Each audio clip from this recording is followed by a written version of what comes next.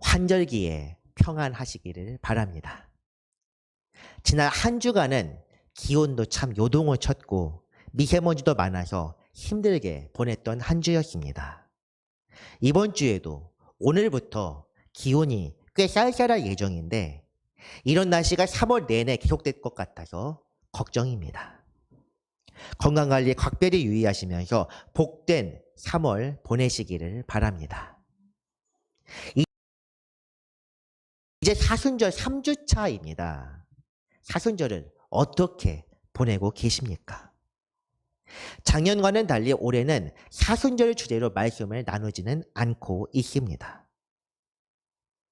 하지만 사순절 때 나름의 묵상을 해야만 하는데 저는 사순절에 관한 말씀이나 찬송을 따로 묵상하곤 합니다. 작년 사순절 설교문을 다시 한번 보면서 주님의 고난을 생각하기도 하고 묵상집을 보거나 성경을 읽고 고난에 관한 찬송 가사를 묵상하기도 합니다. 방법은 각자 다르겠지만 사순절은 주님의 고난을 이때만 생각하라고 그렇게 정해놓은 절기는 아닙니다. 우리는 매 순간 주님의 고난과 죽으심 그리고 부활과 다시 오심을 생각하며 기념해야 하며 그것이 바로 우리가 매주 지키는 주일이라는 절기입니다. 하지만 사순절을 특별히 정해놓은 이유는 이때만큼은 주님의 고난에 같이 동참하자는 그런 목적으로 절기를 세웠습니다. 주님의 고난에 동참하는 방법은 참으로 다양합니다. 그렇지만 일상의 삶을 포기하면서까지 억지로 할 필요는 없습니다. 일상을 살아가면서 주님의 고난을 마음에 품고 기도하는 마음이 가장 중요합니다. 그리고 이것은 사순절뿐 아니라 우리의 매 순간 그리스도의 제자라면 마땅히 그렇게 살아가야 하며 이것이 바로 제자로서의 훈련입니다. 사순절은 제자로서 자기의 십자가를 지고 가는 것을 잊지 않기 위해 우리에게 특별히 기념하고자 하는 그런 절기이며 그것을 생각하면서 경건하고 은혜로운 사순절을 보내시기 바랍니다. 히브리서 강해로 돌아와서 오늘은 다시 아브라함에 대한 말씀입니다. 믿음과 소망, 특히 우리가 바라야 할 영원한 나라라 불리는 그 나라가 우리의 본향이라는 것과 우리는 그러므로 본향을 찾아 그리고 살아가는 나그네라는 것. 지난 시간 말씀에서 나누었습니다. 오늘 말씀은 평생을 나그네로 살아가면서 장막에서 살아가면서 확고한 믿음의 증거를 보였던 믿음의 조상 아브라함. 그 중에서도 가장 대표적인 사건인 이삭을 드린 사건을 중심으로 말씀을 나누겠습니다.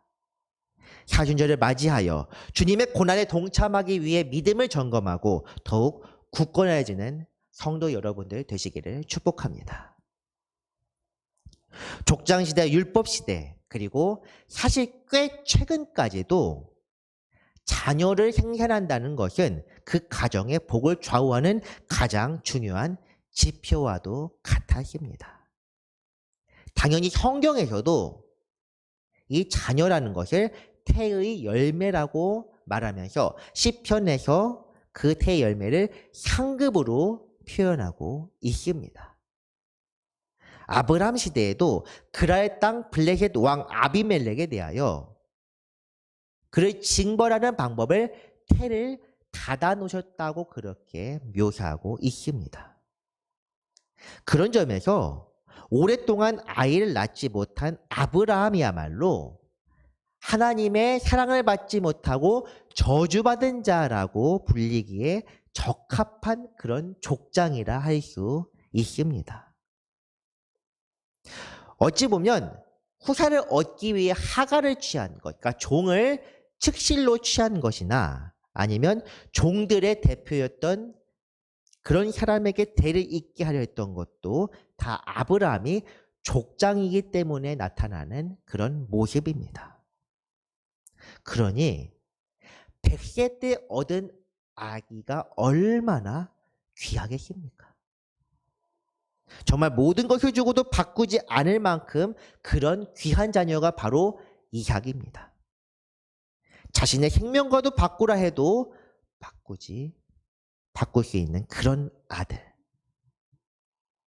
이것은 2주 전에 사라의 믿음을 주제로 한 말씀에서도 다루었던 내용입니다. 그렇다면 오늘 우리의 믿음의 결실은 무엇입니까? 간절히 바라던 것, 주님의 약속을 이룬 것을 본 것, 그것이 바로 이삭의 출생이라면 이것으로 우리의 믿음은 완성된 것입니까? 이삭을 얻으면서 바라던 것이 이제 얻었으므로 인내 결과를 이루었다고 말할 수 있겠습니까? 일반적으로 보면 그렇다고 할 수 있겠지만 성경은 항상 믿음은 도전과 시험의 연속이라고 말하고 있습니다. 그러므로 우리의 믿음은 언제나 영원한 나라, 즉 하나님의 나라가 오기까지 끊임없이 자라나고 또한 계속 성장해 가야만 합니다. 우리가 현실로 느끼기에 가장 필요한 것을 받았다고 해서, 그리고 평생에 바라마지 않았던 것을 받았다고 해서 그것이 하나님의 뜻의 완성은 아니라는 것입니다. 비슷한 경우에서 히스기야 왕을 예로 들 수 있습니다. 히스기야는 젊었을 때 왕이 된 사람인데 이 사람은 왕이 된 지 꽤 오래도록 자녀를 낳지 못했습니다. 그 자녀를 낳지 못하고 심지어 죽을 병에 걸려서 참 여러 가지로 고생을 했던 사람인데 하나님의 은혜로 죽을 병에서 나음을 받았을 뿐 아니라 귀한 아들도 몇 년 뒤에 얻었습니다.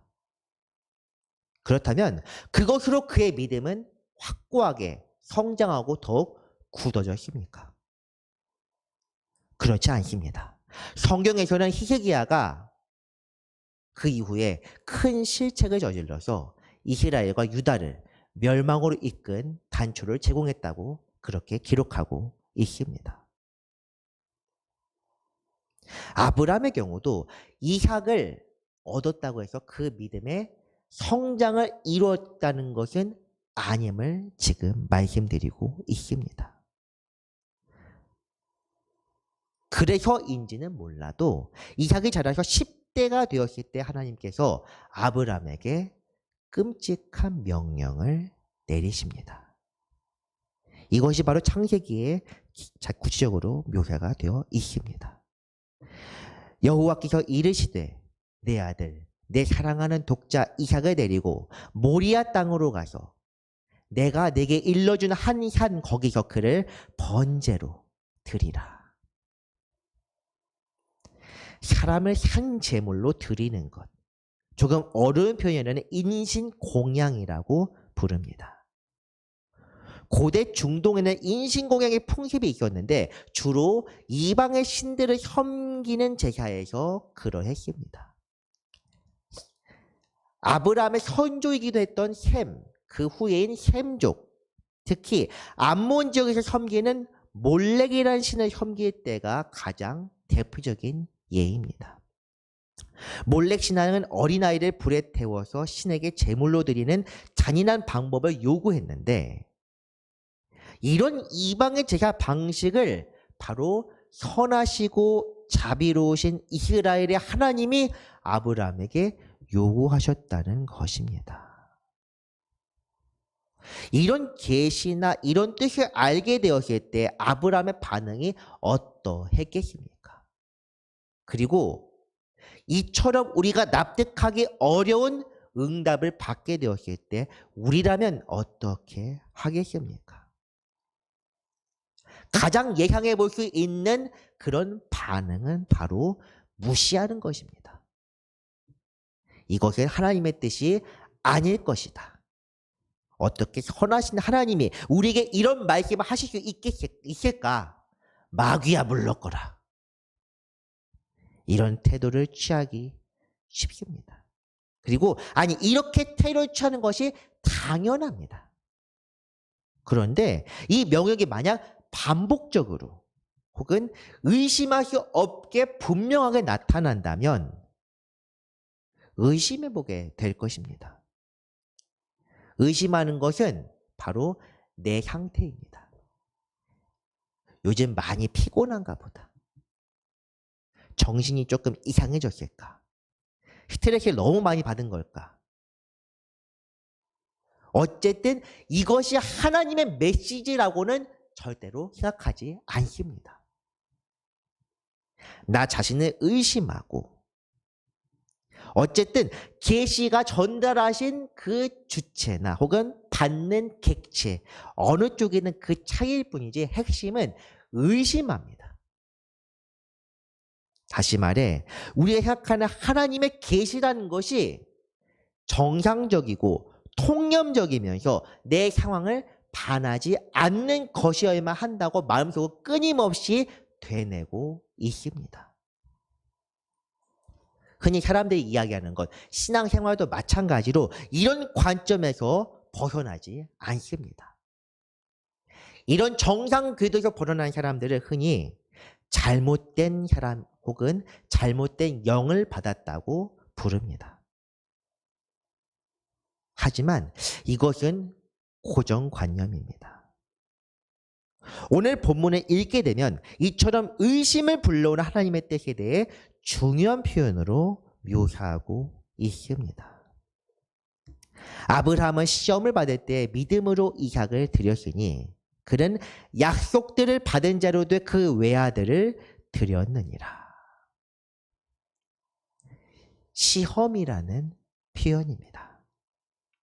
시험은 크게 두 가지 의미를 담고 있습니다. 여러분들도 어쩌면 설교를 많이 들으신 분들은 들어보셨을지도 모르겠습니다. 첫 번째, 성장하기 위해 하나님이 주시는 과정, 즉 테스트입니다. 다른 하나는 마귀가 우리를 죄에 빠뜨리는 것, 즉 유혹, 템테이션입니다. 문제는 우리가 납득할 수 없는 이런 문제들, 이런 반응들에 대해서 이것이 마귀가 주는 것인지 하나님이 주시는 것인지 알기 어렵다는 것입니다. 대처 방법도 완전히 다를 수밖에 없습니다. 마귀의 시험인 경우에는 주님께 도움을 구하며 죄에 빠지지 않도록 저항하는 것, 즉 수동적인 방법을 택해야 합니다.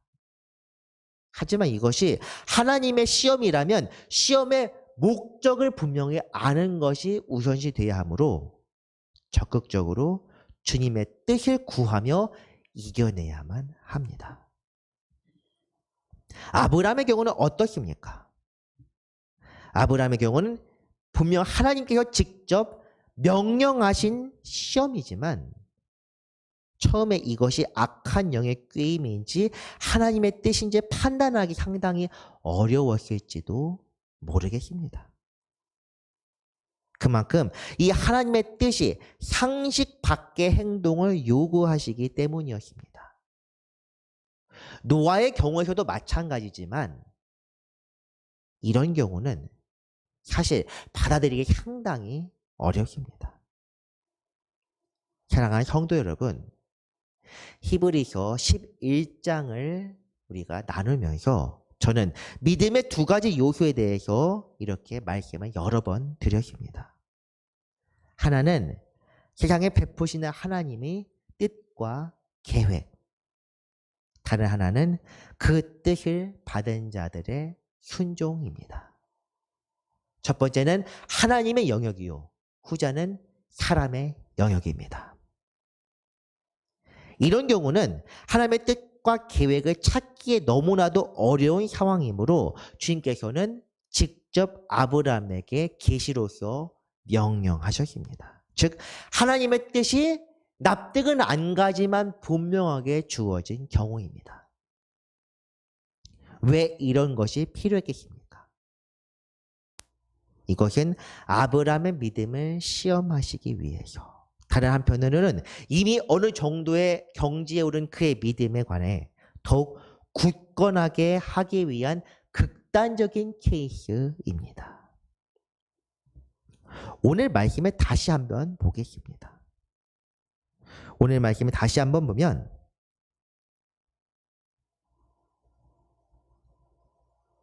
성경에서는 아브라함에 대해서 약속들을 받은 자라고 부르고 있습니다. 그는 약속들을 받은 자로 돼 그 외아들을 드렸느니라.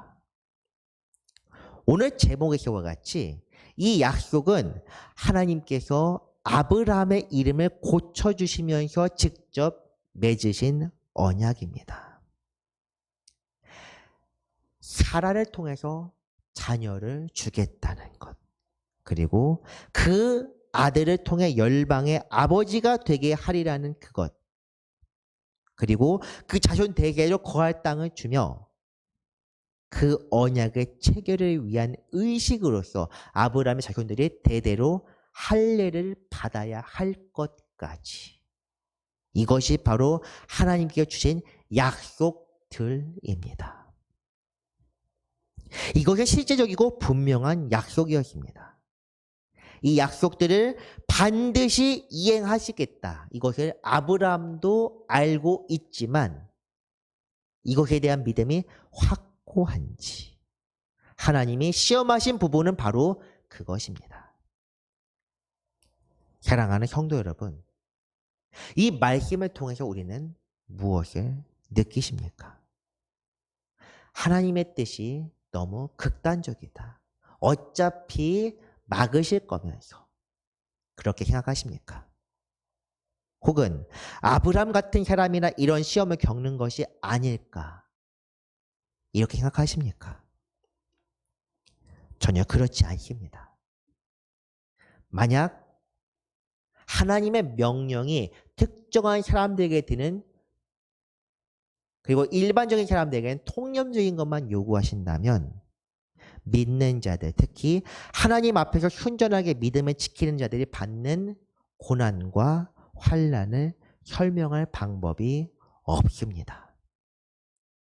당장 선지자들만 해도, 구약의 선지자들 중에서는 하나님의 뜻에 달렸다가 고난을 당한 사람들이 굉장히 많습니다. 아니, 예수님의 경우야말로 가장 있을 수 없는 하나님의 명령을 순종으로 받던 경우입니다.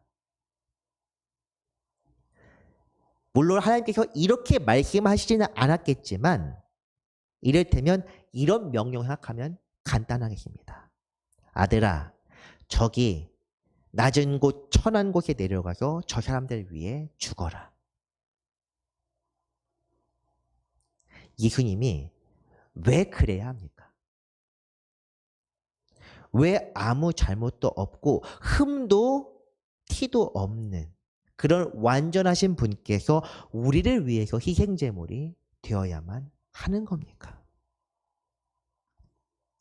우리가 기억할 것은 하나님의 뜻은 합력해서 선을 이루는 것입니다. 그렇기 때문에 이 땅을 살아갈 때 우리는 하나님을 결코 이해할 수 없습니다. 이해할 수 없는 것이 당연하며 그 괴리감 때문에 우리는 하나님의 명령을 때 시험에 빠지게 됩니다. 이것은 하나님이 주시는 시험이지만 우리는 마귀가 주는 유혹보다도 어찌 보면 하나님의 시험을 더욱 고통스러워합니다. 하지만 이것은 당연한 일입니다. 하나님의 손에 떨어지는 것을 결코 가볍게 여겨서는 안 됩니다. 다윗의 경우가 그러했습니다. 다윗의 경우 조금 쉽게 이야기하자면 잘못해서 처벌을 받아야 되는데 하나님이 말씀하십니다. 뭘로 맞을래? 세 가지 예를 드셨는데 다윗은 그것을 하나님께 맡겼습니다. 주님의 손에 떨어지는 것이 가장 좋을 것 같다 하시면서 여호와는 선하시니까 가볍게 보았습니다. 그랬다가 불과 사흘 만에 이스라엘 백성 중 7만 명이 죽었습니다. 그래서 다윗이 그제서야 자신이 하나님을 잘못 오해하고 있었음을 깨닫고 주님 앞에서 통렬하게 회개했습니다. 우리가 기억할 것은 하나님의 시험은 마귀의 유혹보다 잔인하며 고통스럽고 비참하게 만드는 것입니다. 우리가 잘못된 그리고 고통 중에 어려운 중에 있을 때 흔히 마귀가 우리를 시험하거나 그 예시로 욥의 경우를 흔히 많이 예시로 들곤 합니다. 그런데 실상은 마귀의 시험이 훨씬 우리에게 달콤하고 부드러우며 따사롭습니다. 우리가 마귀의 시험을 하나님의 뜻이냐 생각하는 것은 자신이 욥인 것처럼 굉장히 의인인 것처럼 잘못 오해하고 있거나 이것은 소수에 불과하고 대부분의 경우는 우리 마음의 자체의 유혹에 이끌리는 본성적 죄성이 있기 때문입니다. 시험에 빠져 죄 중에 빠져 살아가는 것처럼 이 세상에서 좋은 것은 없습니다. 인간관계? 하나님의 뜻에 따르다 보면 모든 사람에게 손가락질 받고 이용당하고 심지어는 친척과 재물과 명예와 생명까지 빼앗길 수 있습니다. 찬송에도 나와 있고 성경에서도 많이 나와 있습니다.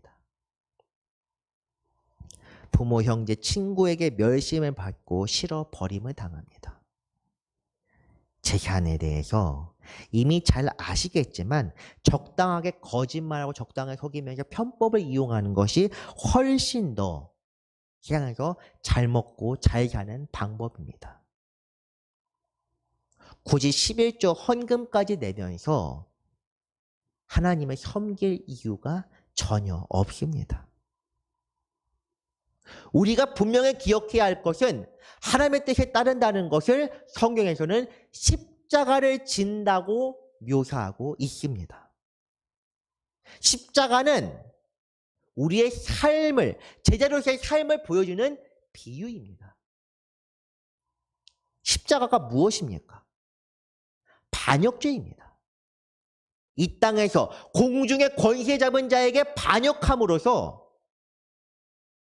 그에 대한 처벌을 지는 것이 바로 십자가며, 그러기 위해서 내 모든 것들, 물과 피까지 완전히 빼내는 그런 잔인한 사람을 말려 죽이고, 다시 말해 내 마음속에 있는 깊은 본성까지도 완전히 깡그리 버려내는 것이 바로 십자가입니다.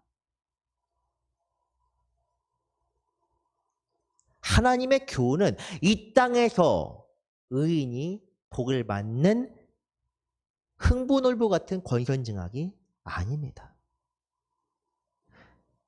하나님의 교훈은 마지막 때의 처형 혹은 영생, 그런 처형인데 죽지도 않습니다. 죽을 고통이 계속되는데 죽지 않는, 고통이냐 생명이냐, 이렇게 극단적으로 나뉘는 종말론적 권선징악입니다. 약속에 대한 것도 마찬가지입니다. 우리의 언약의 대상이 우리가 바라는 것은 이 땅의 것이 아닙니다. 그렇기 때문에 지난 시간에도 우리가 언급했던 것처럼 우리는 정착민으로 살아갈 수 없습니다. 이주민, 귀화인, 이런 사람들은 하나님의 제자가 아닙니다. 아브라함이 이삭을 바치도록 했던 시험은 바로 하늘에 그리고 언약에 자신의 소망을 두고 있는지 그것을 확인하기 위함이었습니다. 그에 대해 아브라함은 시험의 목적까지는 알지 못했지만 적어도 하나님의 언약에 대해서 굳건한 신뢰로서 응답했습니다. 그에게 이미 말씀하시기를 내 자손이라 칭할 자는 이삭으로 말미암으리라 하셨으니 그가 하나님의 능히 이삭을 죽은 자 가운데서 다시 살리실 줄로 생각한지라. 비유컨대 그를 죽은 자 가운데서 도로 받은 것이니라. 아멘. 이 약속들의 내용은 창세기 17장에 나와 있는 것과 동일합니다. 그리고 아브라함은 내가 이삭을 죽여서 바치더라도 다시 내게 주시리라는 굳건한 믿음이 있었습니다. 이전에 계속 말씀드렸지만 이때 당시는 부활에 대한 개념 자체가 없을 때입니다. 죽음 이후에는 다 내려가서 땅 깊숙한 지하 음부에서 쉬게 되리라는 그런 지식과 가치관을 갖고 있었음에도 아브라함은 하나님의 뜻을 온전히 따랐습니다. 그분의 이해할 수 없는 말씀을 이해하려 하기보다 그분의 선하심과 그분의 약속을 온전히 믿었던 것입니다. 흔히 믿음에 관하여 이 말씀도 여러 번 드렸습니다. 세상에서의 믿음은 아는 만큼 믿는 것이라. 기억하십니까? 하지만 하나님께 대한 믿음은 그것과는 완전히 다릅니다. 아는 만큼이 아니라 주님의 말씀과 주님의 약속을 신뢰하는 만큼입니다. 그래서 하나님의 뜻을 잘 알지 못하는 사람도 그분이 세상에게 베푸신 복음에 관한 굳은 믿음만으로 자신의 믿음을 증명한 경우가 많이 있습니다. 과거 일제시대 때를 생각해 봅시다. 그때는 하나님이 누구인지 모르는 사람들이 거의 대부분이었습니다. 쪽복음이라고 불리는데 복음서를 종이 한 장 한 장 필사해서 그 일부를 예를 들면 마태복음 전체나 혹은 마태복음 한 장 이런 것들을 가지고 누군가에게 받아들고 그것을 보고 하나님을 믿은 사람들이 있습니다. 그 사람들이 믿음 지키다가 순교한 사람들입니다. 지금도 북한 같은 경우도 그렇습니다. 믿음을 지키기 어려운데 성경책 한 장 한 장 뜯어가지고 벽지 안에 넣고 몰래 보고 이렇게 하는 사람들이 말씀에 대해서 얼마나 알겠습니까? 하지만 이 사람들은 하나님에 대한 믿음을 죽음을 걸고 목숨을 걸고 지키고 있습니다. 내게 주신 은혜 그리고 예수 그리스도를 보내신 사랑 지금도 역사하시는 살아계신 하나님의 성령을 통해 역사하시는 섭리 이것만으로도 아니 이것만 확실히 믿을 수 있다면 그 사람은 결국 구원에서 떨어지지 않습니다. 많은 지식으로 무장하며 하나님을 전하는 그런 사람들이 아니며 넉넉하게 누리면서 그것으로 봉사나 사역을 하는 사람도 아닙니다. 오직 내게 주신 은혜를 매 순간 생각하면서 오늘 내게 주어진 사명을 충성으로 감당하는 것. 이것이 하나님의 은혜에 보답하는 것, 즉 구원에 이르는 믿음입니다. 예수님께서는 제자들에게 이렇게 말씀하셨습니다. 세상에서는 환난을 당하나 담대하라. 내가 세상을 이기었다. 이것은 그리스도께서 세상을 이기셨기 때문에 그분의 제자인 우리는 믿음으로 이기며 살 수 있다는 것을 의미합니다. 히브리서 11장에도 이 말씀이 말미에 나와 있습니다. 많이 인용되고 활용되는 말씀, 넉넉히 이긴다는 표현입니다. 이것도 같은 의미로 사용된 것입니다. 그렇다면 이제는 어떻게 하시겠습니까? 할 수 있는 설명은 사실 다 끝났습니다. 하지만 제가 드릴 수 있는 결론은 사실 하나입니다. 하나님의 뜻을 알기 위해 오늘도 신앙을 지키시기 바랍니다.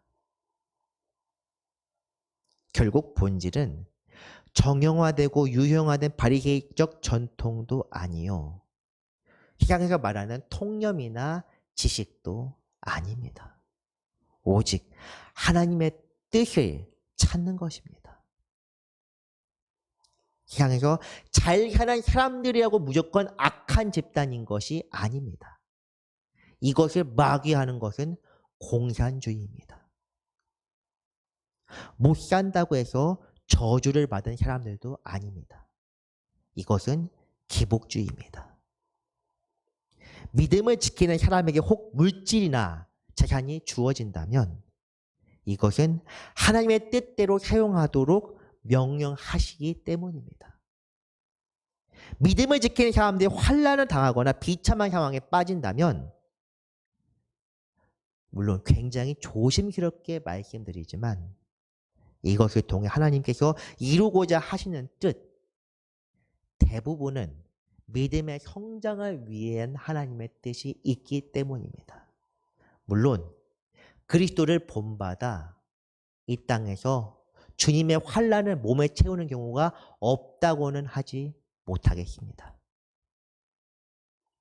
그러므로 제가 성도 여러분의 삶을 위해 기도하는 것은 여러분이 세상에서 복받으며 잘 살라고 하는 그런 기도가 아닙니다. 제가 그런 기도를 한다면 저는 목회자가 아니요, 거짓 선지자입니다. 저는 여러분이 어떤 상황에서든 환난이나 기근이나 평안이든 풍요든 어느 때든지 주님의 뜻을 깨닫고 그 뜻대로 순종하시기를 바라며 기도합니다. 그리고 여러분의 영혼이 풍요로울 때 마귀의 유혹에 빠져 현재 안주하거나 큰 욕심에 빠지지 않기를, 그리고 곤고할 때 낙심하여 절망하여 하나님을 떠나지 않기를. 이 모든 상황들이 저나 여러분의 삶의 장애가 되지 않고 굳건한 믿음을 위한 시험의 장이 되어 더욱 하나님께로 나아갈 수 있기를 간절히 축원합니다. 말씀을 정리합니다. 아브라함이 겪은 시험은 가장 극단적인 경우입니다. 이것은 하나님께서 약속하신 언약에 관한 믿음을 시험하는 것이었습니다.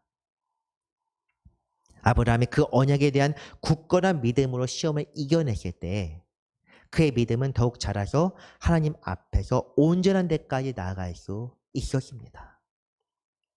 우리 삶 속에서도 평안할 때나 곤고할 때나 하나님의 시험 그리고 마귀의 유혹은 끊임이 없습니다. 아무쪼록 매 순간 우리에게 계획하신 하나님의 뜻을 깨달아 알고 잠잠히 묵묵히 순종하며 이겨내기를 주님의 이름으로 축원합니다. 기도하겠습니다. 거룩하시고 선한 능력으로 우리를 이끄시는 하나님 아버지, 감사드립니다. 우리에게 베푸시는 주님의 은혜가 크고도 놀랍습니다. 그러나 주여, 우리가 마귀의 유혹에 빠지지 않도록 우리를 붙들어 주시고 주님의 시험을 이겨낼 수 있도록 믿음을 더하여 주옵소서. 매 순간 주님만을 바라며 살게 하시고 우리의 삶을 은혜로 가득 채워 주옵소서. 거룩하신 예수 그리스도의 이름으로 감사하며 기도드렸습니다. 아멘.